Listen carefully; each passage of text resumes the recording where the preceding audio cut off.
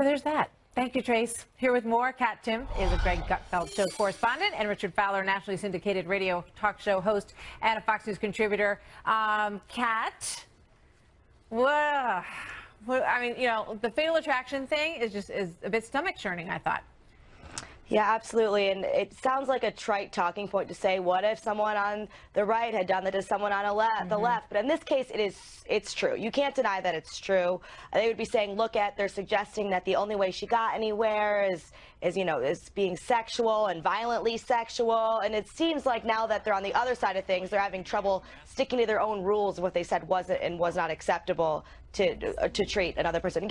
No jokes bother me ever, but it's just a little hypocritical. Yeah, and it's just like not funny, which is part of it. Yeah, I didn't laugh at all, which really is always funny, a bummer in a comedy show. Some of it's very funny, and I think everybody, Richard, appreciates. You know, you can poke at the president, you can poke at the White House. We've been watching that for generations. It's sort of part of the American culture to an extent, but when it's sort of vindictive and the Agent Orange stuff and perpetuating all the evil in the world might be a little bit over the line. No?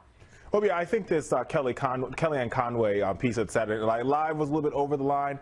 Now, here's the thing about the Grammys. Over and over again, Martha, we've seen musicians use their platforms to push forward or to uplift what they deem to be horrific or oppression or different things. I mean, we saw Billie Holiday in 1955 release a song called Strange Fruit to protest lynching in the South. And we saw Sam Cooke write Change is Gonna Come in 1963 to also protest Jim Crow. So I think that's what musicians usually do. They use their platforms to sort of speak to their audiences. And I think Busta Rhymes and Tribe Called Quest are speaking to their audience specifically. J-Lo was speaking to her audience. I think that the Saturday Night Live clip there missed the mark.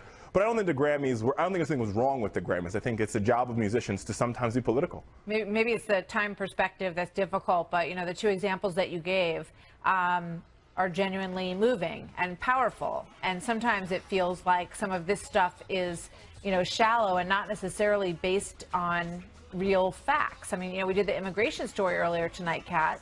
And we talked about the fact that there were more people being thrown out of the country under President Obama than there are under President Trump.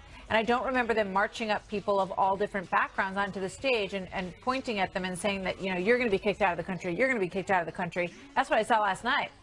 Yeah, absolutely. And the truth is, a lot of this is self-serving. Meryl Streep's still been bragging. She gave a speech, Human Rights Campaign, still bragging about how she spoke out against Trump, and now she has a target on her back. The only people targeting her are Trump supporters, which it's pretty clear to her. She doesn't care what they think.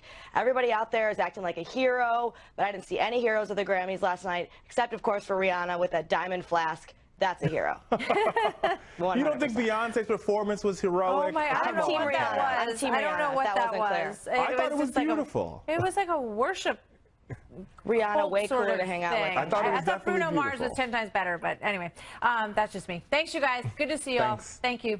So earlier we asked if you, the viewers, really cared about the internal struggles at the White House. Your answers on that are quite interesting, and those are coming up next.